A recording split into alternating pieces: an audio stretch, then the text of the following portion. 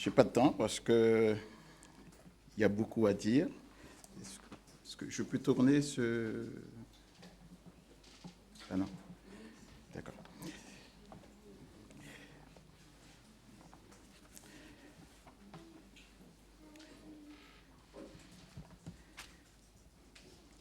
Voilà, bien-aimés, on est déjà le 6e dimanche de l'année.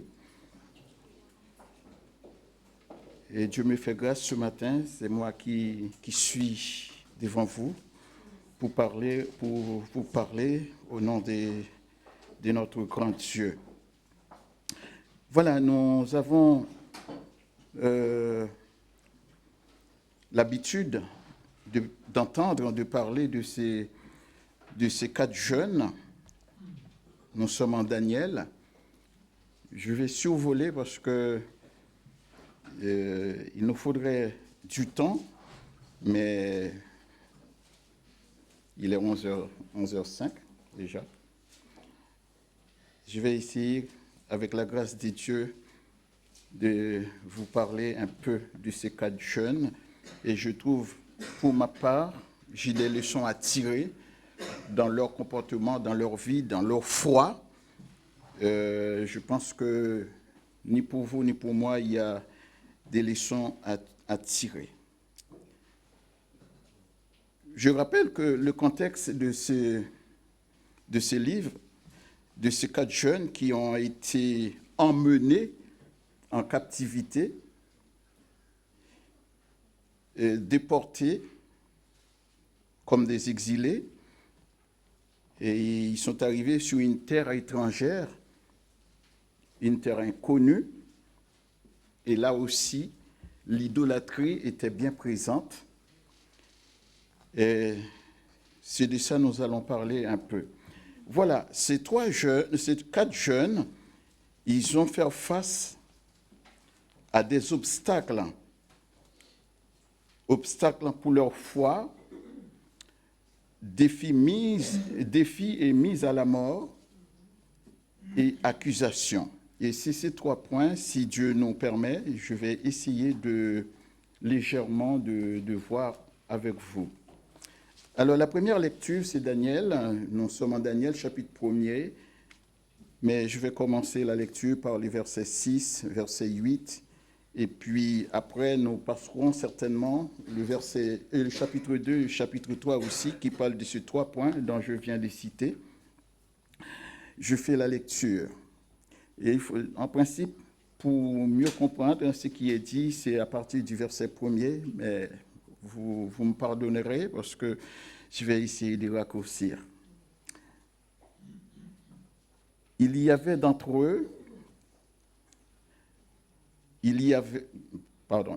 parmi eux, d'entre les enfants de Juda, Daniel, Anania, Misaël et Azaria. Le chef des eunuques leur donna des noms: à Daniel, celui de Belshazzar; à Anania, celui de Shadrach; et à Abednego, et celui de Meshach; et à Azaria, celui d'Abednego. Au verset 8, qui va attirer notre attention dans un premier temps, Daniel résolut de ne pas se souiller. Je reprends ce texte.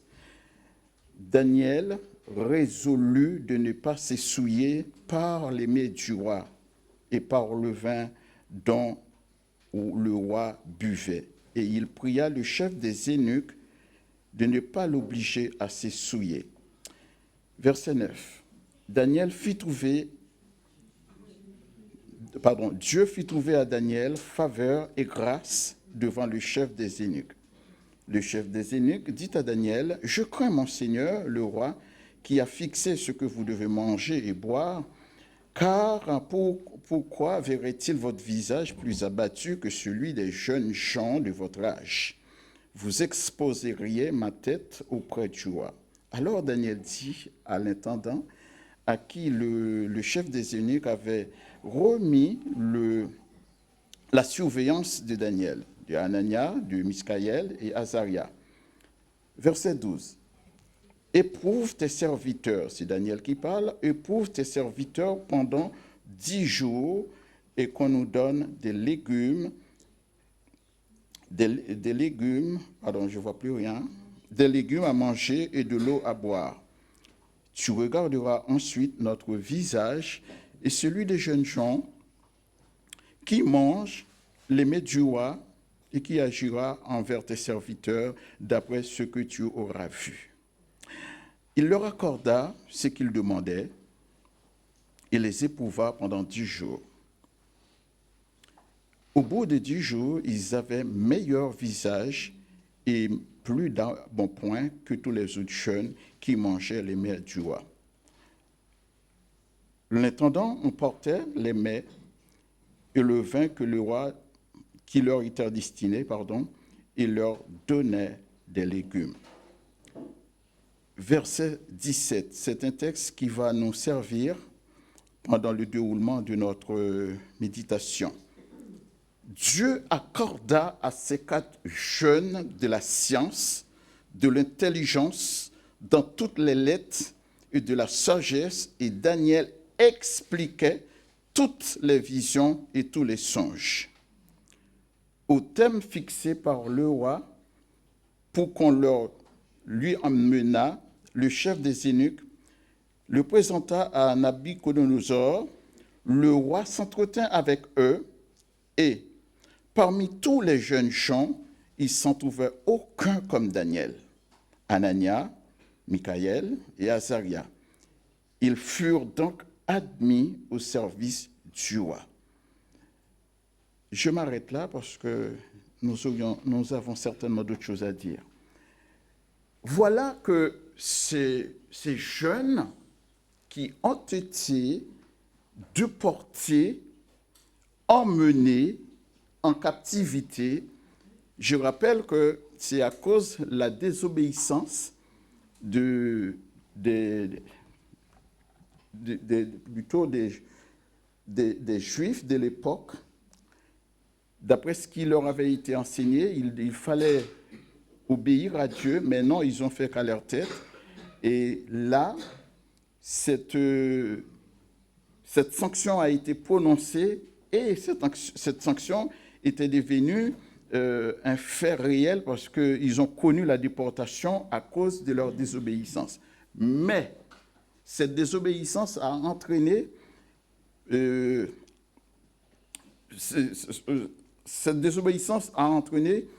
cette déportation, et non seulement la déportation, mais le temple, vous connaissez l'histoire, a été dépouillé, et Nabuchodonosor, qui fut roi, avait saccagé le pays.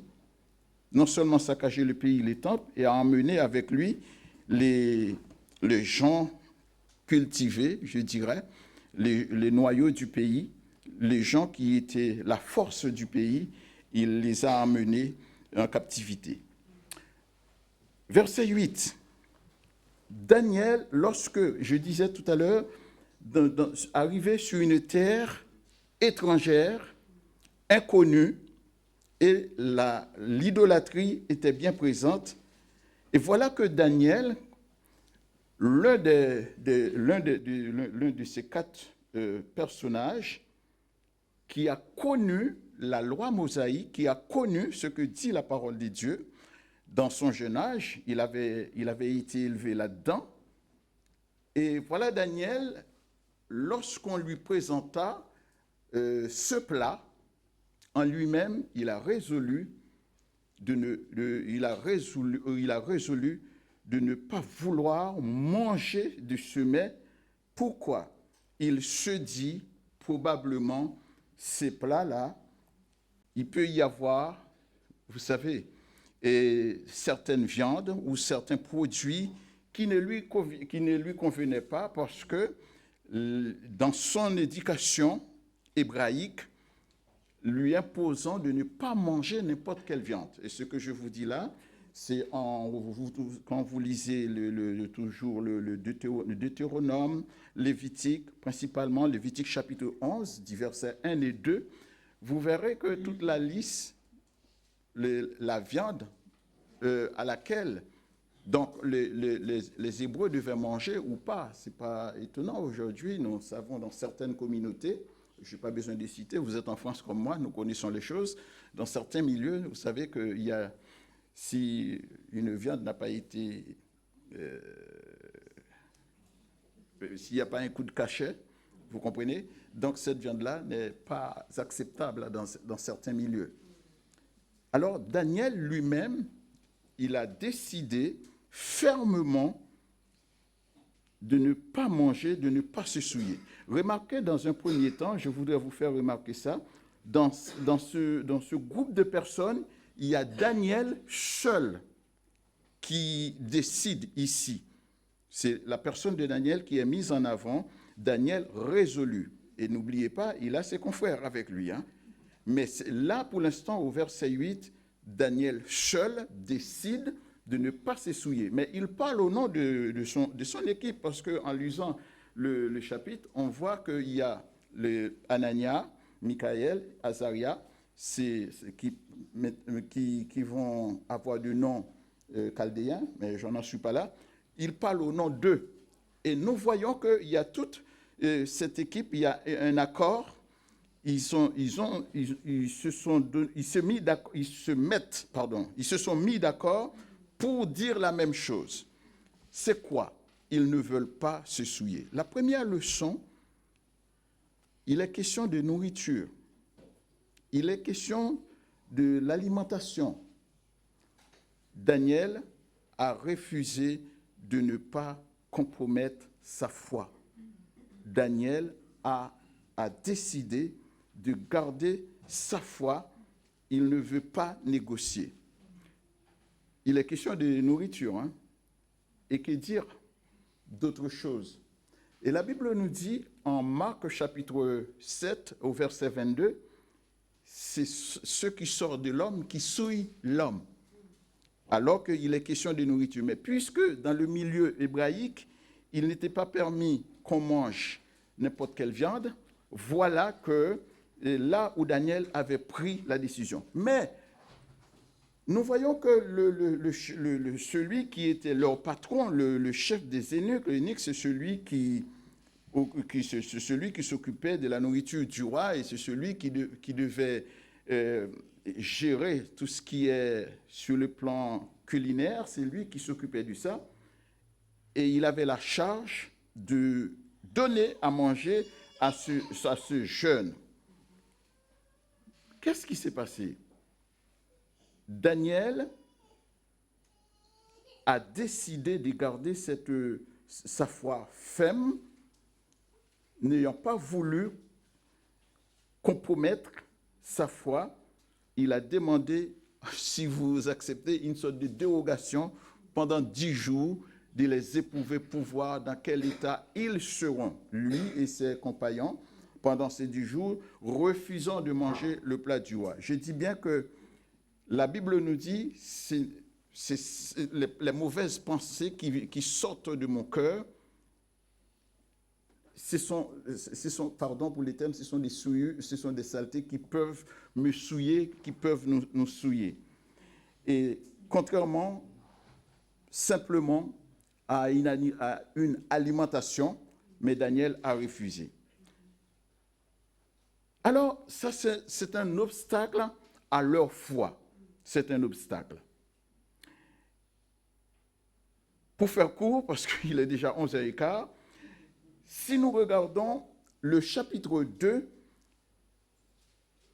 déjà le verset 17 du chapitre 1er, le texte nous dit « Dieu accorda de l'intelligence, la sagesse à ce jeune-là. » Nous allons voir cette intelligence et cette sagesse, à quoi cette intelligence a servi à Daniel et ce jeune. Au chapitre 2, là, c'est les 2 filles qui leur avaient été...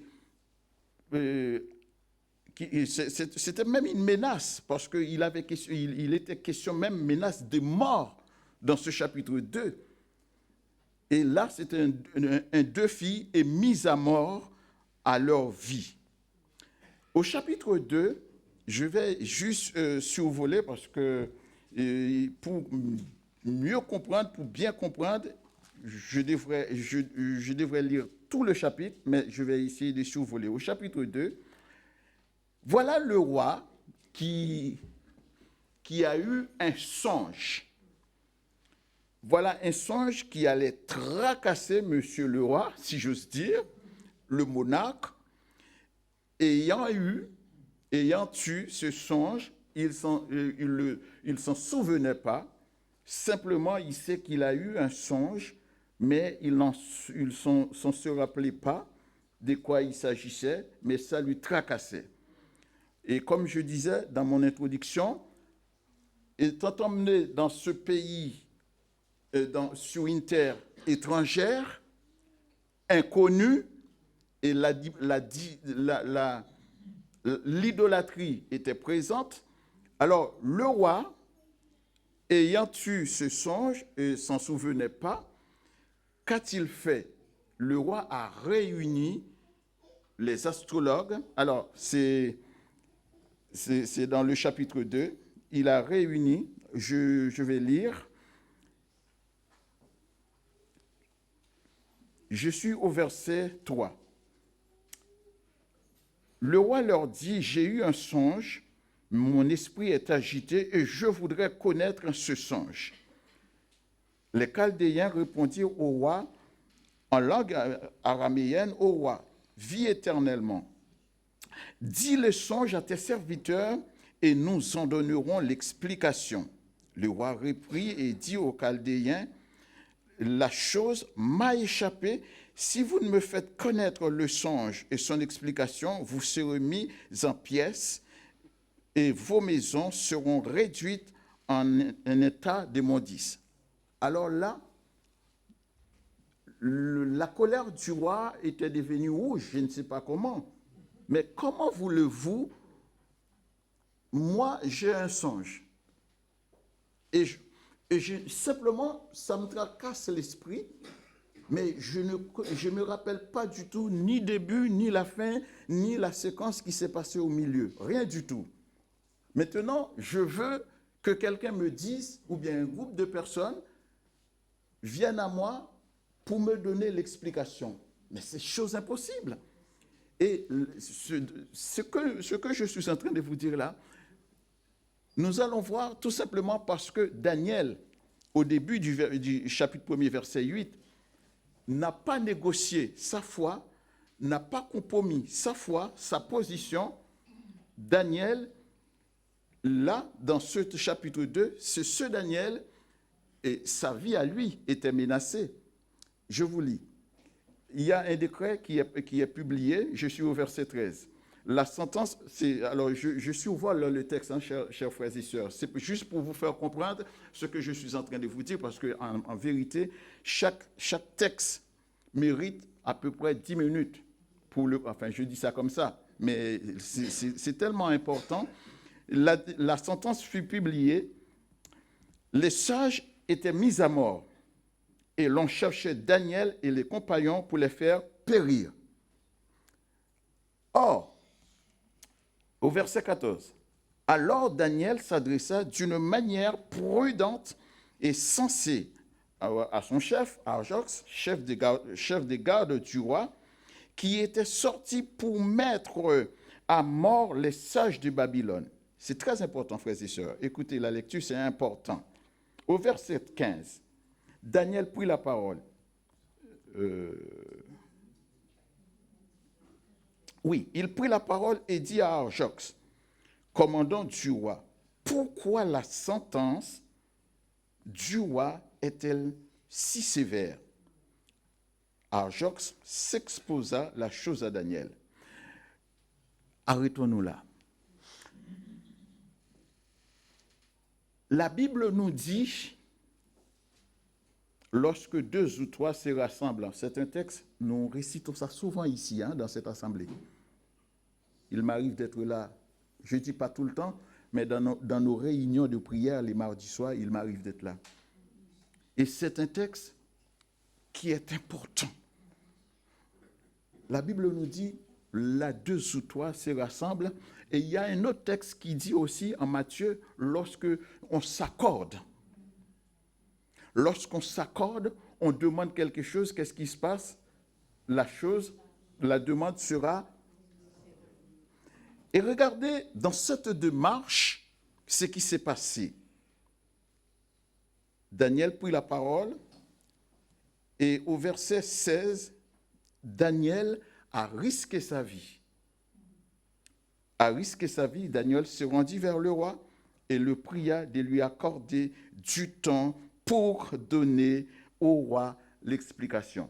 Et je m'arrête là, tout en sachant que dans le verset précédent, 3 fois, les astrologues, les magiciens et les sorciers ont dit carrément au roi, non, cela n'est pas possible, sauf celui seul qui pourrait donner l'explication à cela, il n'est pas de ce monde, sauf un Dieu. Le roi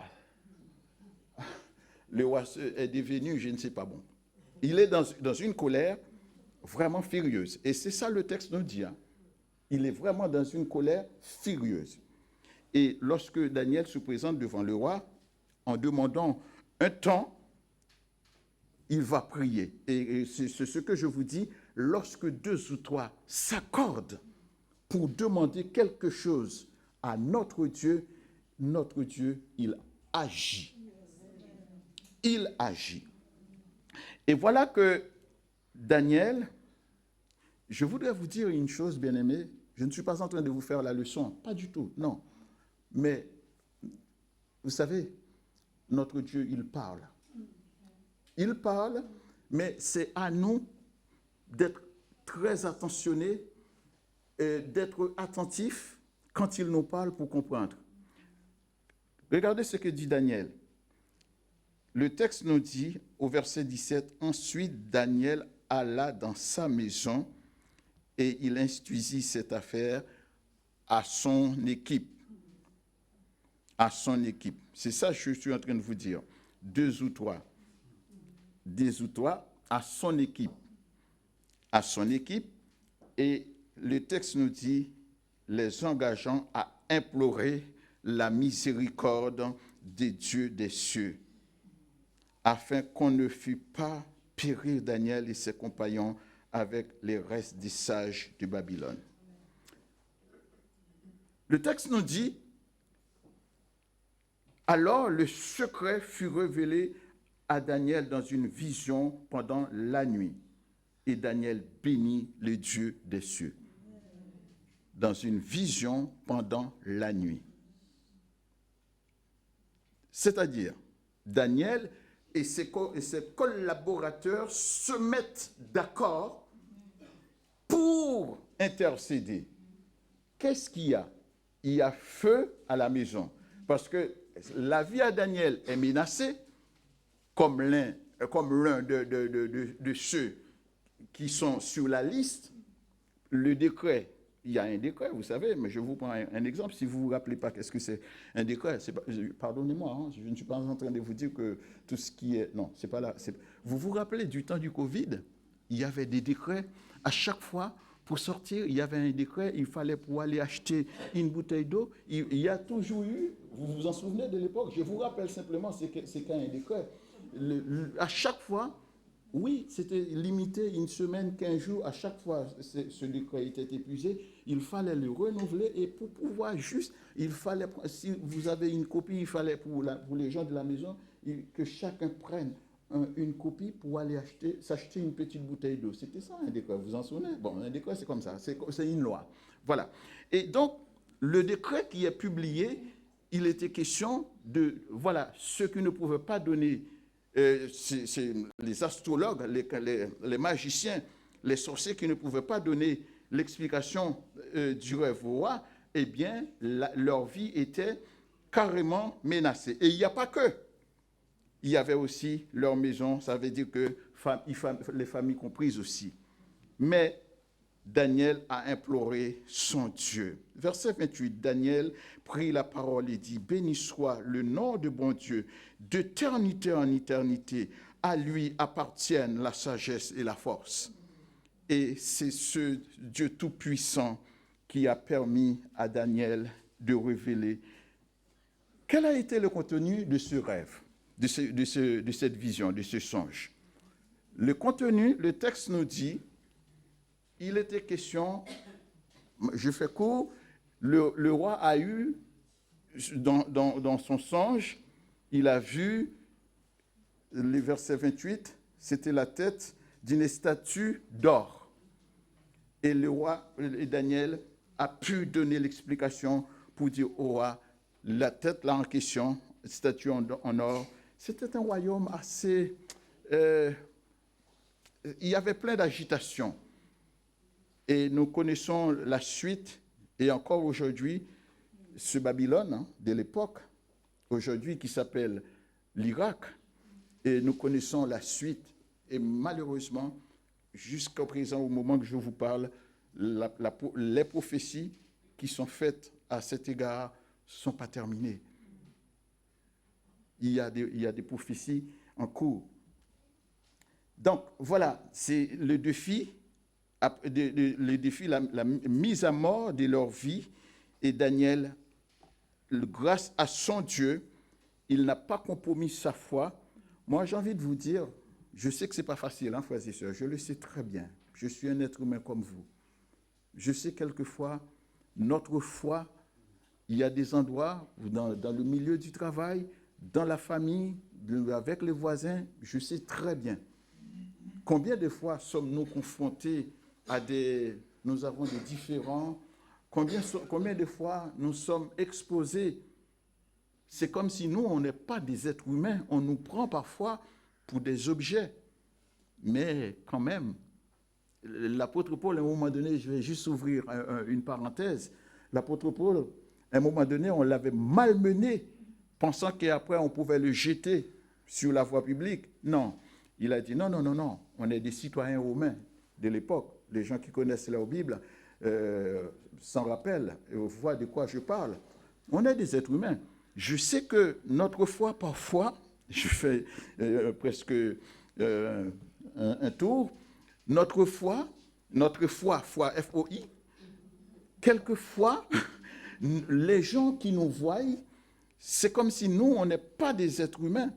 C'est comme si nous, on n'a pas droit à la parole. C'est comme si nous, on n'a pas de droit comme eux. Oui, on a droit aussi comme eux. Mais Daniel n'a pas négocié sa foi. Il n'a pas négocié sa foi et c'est grâce à cette foi en son Dieu, grâce à cette foi, cette intimité avec son Dieu, grâce à cette relation avec son Dieu, et remarquez, très important, je vais le dire, imaginez quelqu'un qui est parti dans un pays sans le vouloir, on l'a forcé. On l'a forcé, parce que quand il est question d'exil, ce n'est pas quelque chose qu'on a préparé. Et arriver dans un pays qui n'est pas le sien, et voilà que ce monsieur aurait pu, bon voilà, déjà, il a un poste assez important. Voilà, il pouvait, voilà, dire que, bon, moi, je me contente de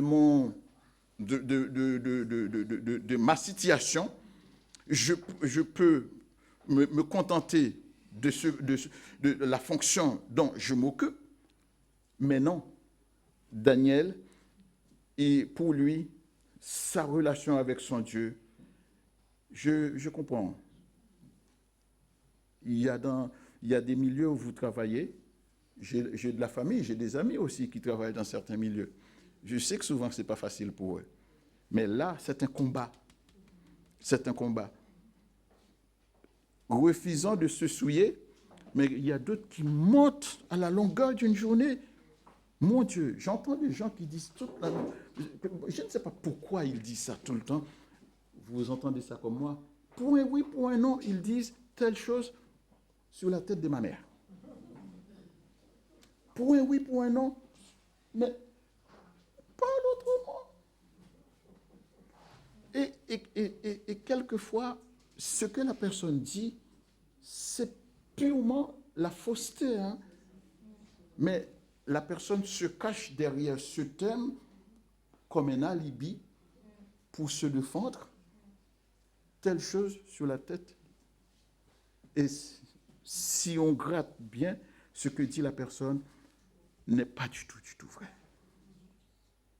Or, Daniel a imploré son Dieu et son Dieu lui a permis de donner l'explication. Et lorsque nous lisons tous les chapitres, à un moment donné, ce roi-là qui disait à un moment donné au chapitre 15, il va voir qui va pouvoir délivrer. Je vais être au chapitre 3.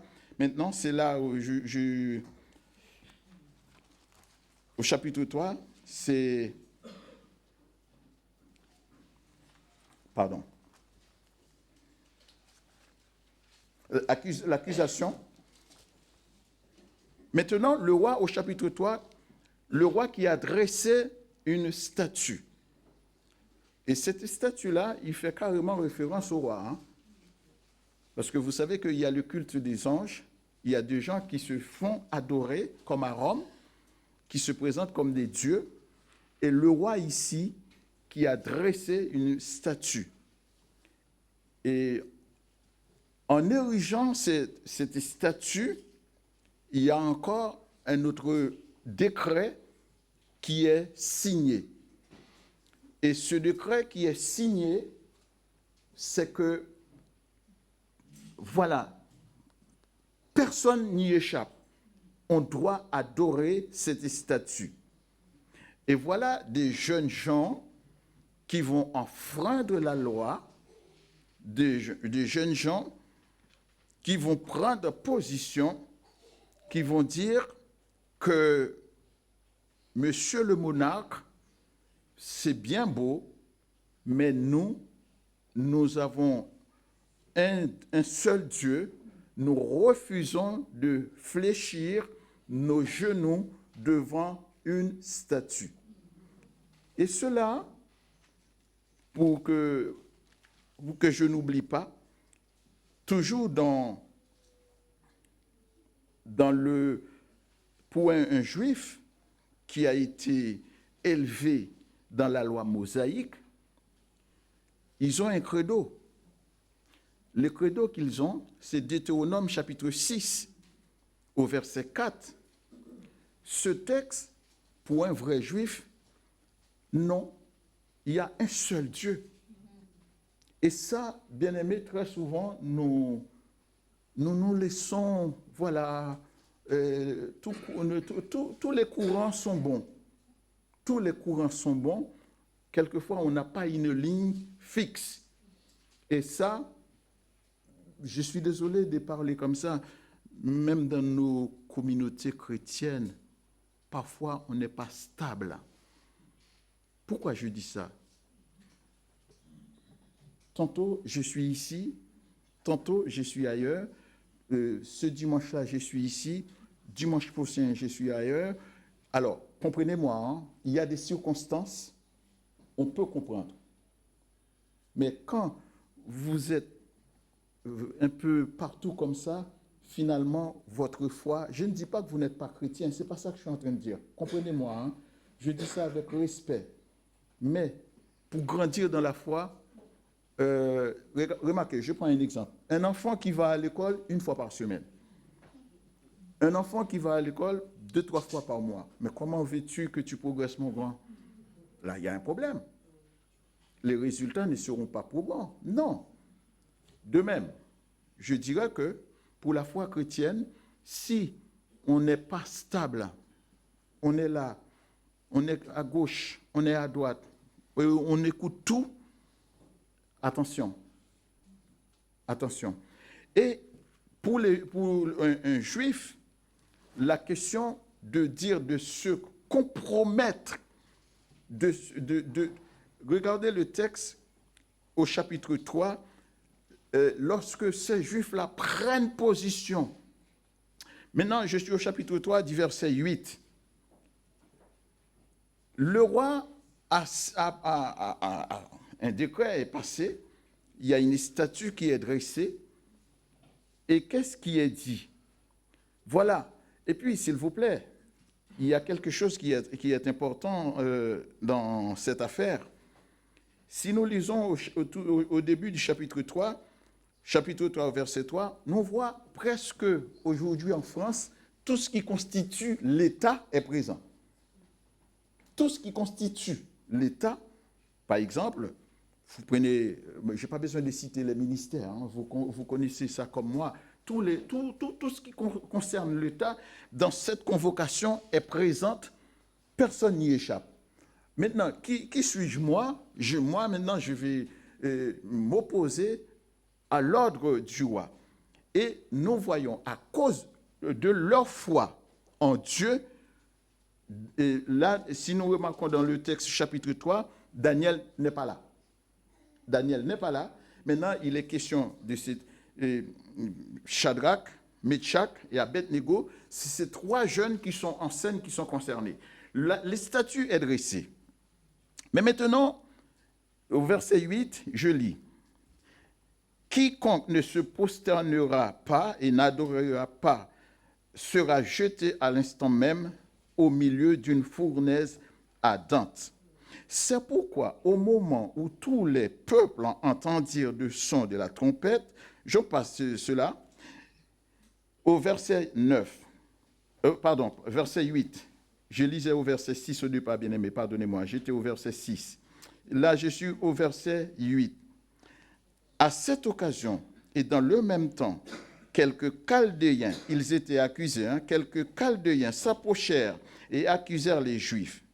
Ils prirent la parole et dirent au roi Nebuchadnezzar, au roi, vis éternellement, tu as donné un ordre d'après lequel ceux qui entendraient le son des chalumeaux, enfin tous ces instruments-là, pour faire court, et d'après lequel quiconque ne se prosternerait pas, n'adorerait pas, serait jeté dans une fournaise ardente. Comme je vous disais, pour un juif, en Deutéronome chapitre 6 au verset 4, il n'est pas question d'adorer quiconque. Et en Exode chapitre 20, verset 3-4 aussi, ce texte nous dit aucune image. Aucune image. Pour eux, c'est une abomination. Pas question de se plier les genoux devant une statue. Non, notre Dieu est le seul Dieu. Point. Pas de négociation. Et c'est pourquoi je disais tout à l'heure, trop souvent, nous, les chrétiens évangéliques, nous sommes un peu éparpillés, nous ne sommes pas stables. Parfois, nous vacillons si facilement. Si facilement. Pourquoi? Si vous ne participez pas, moi le premier, tout ce qui est l'étude biblique, tout ce qui est les affaires de Dieu, dans des réunions, je ne demande pas de faire des excès, ce n'est pas ça mon discours. Non. Mais pour grandir, si vous ne vous mettez pas à lire la parole de Dieu, comment vous allez comprendre quand vous faites face à des courants qui vous menacent votre petite foi? Comment vous allez faire pour vous défendre? Or, par conséquent, il est important de lire la parole de Dieu. Il est important dans les études bibliques. C'est là que vous pouvez vous former. Parce que vous n'avez pas la chance d'aller à l'école biblique comme notre frère. Mais c'est dans les études bibliques, c'est là que vous pouvez poser des questions aussi. Parce qu'il y a des choses parfois qui vous tracassent. Vous ne comprenez pas. Mais vous entendez la chose, vous entendez, mais vous ne comprenez pas. C'est là. C'est le moment, il faut poser les questions pour demander au pasteur, à l'orateur, de vous éclairer, de nous éclairer s'il y a un point sur lequel nous ne comprenons pas pour notre avancement. Et nous voyons que toujours dans ce chapitre, mon Dieu, c'est important de lire ça. Frères et sœurs, je suis au verset 13 du chapitre 3.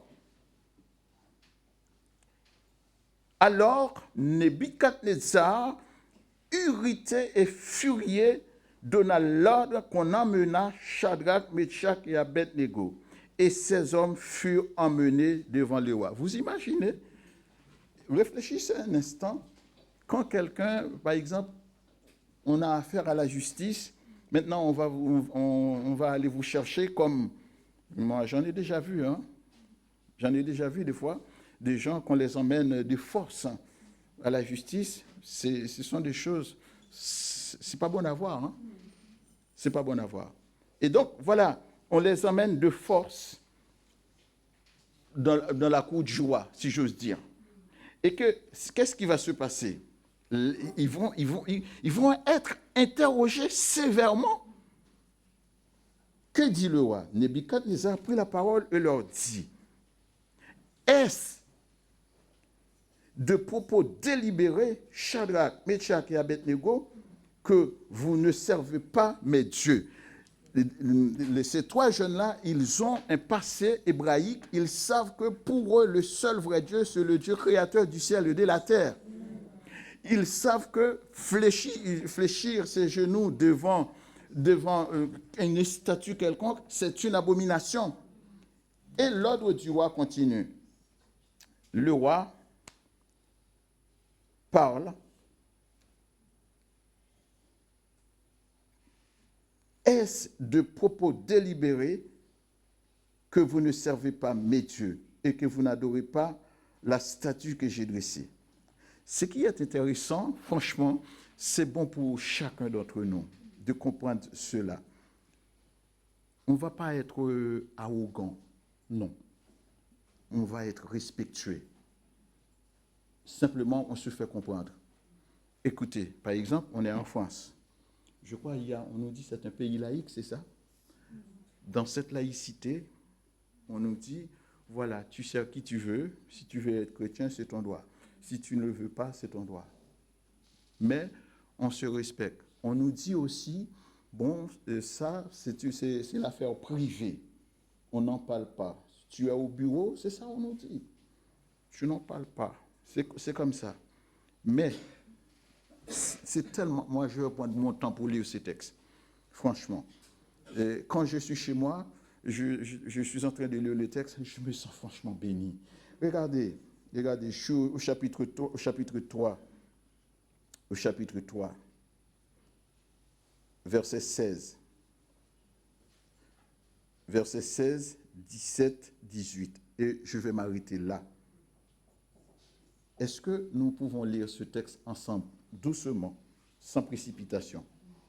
Est-ce que nous pouvons lire ces trois textes ensemble, s'il vous plaît? Et chacun va tirer sa part là-dedans. Je suis au verset 16. Après, tout ce qui est dit, les oppositions, les menaces, le décret qui est signé, l'arrestation, tous, et nous allons voir, rappelez-vous, Daniel n'est plus là. Hein? C'est Daniel qui fut le porte-parole au verset 8 du chapitre 1er. Il ne voulait pas se souiller.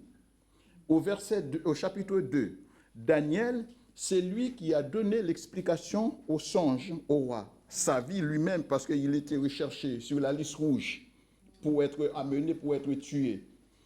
Et là, regardez, lisons ensemble, pardonnez-moi pasteur, je ne suis pas le pasteur, mais je fais ça, comme si nous étions à l'école maternelle, à l'école primaire. Lisons ensemble. Shadrach, Meshach et Abednego répliquèrent au roi Nebuchadnezzar. Écoutez, nous n'avons pas besoin de te répondre là-dessus. Très important, verset 17. Voici, notre Dieu que nous servons peut nous délivrer de la fournaise ardente et il nous délivrera de ta main, ô roi. Et au verset 15, au verset 13, regardez, qui va nous faire bien comprendre ce texte. Au verset 13 du chapitre 3, le roi, alors Nebuchadnezzar, irrité, furieux, donna l'ordre qu'on amena Shadrach, Meshach et Abednego. Et ces hommes furent emmenés. Il y a quelque part où il est dit qu'il va voir quel Dieu qui va pouvoir délivrer ces hommes de ses mains. Et voilà, Et ces messieurs-là, regardez, voilà, ils se sentent bien dans leur peau, pas d'agitation, ils sont tranquilles dans leur esprit. Vous savez, j'ai envie de vous dire, quand vous allez passer un examen, quand vous êtes sûr, les autres personnes sont paniquées dans la salle. Mais vous vous dites, bon, je sais que j'ai bien bossé, j'ai bien appris, pas de problème. Allez, quel que soit le sujet, voilà, pas de problème. Regardez, le texte nous dit, j'étais au verset 17, n'est-ce pas? Voilà. Voici notre Dieu. Dis ça.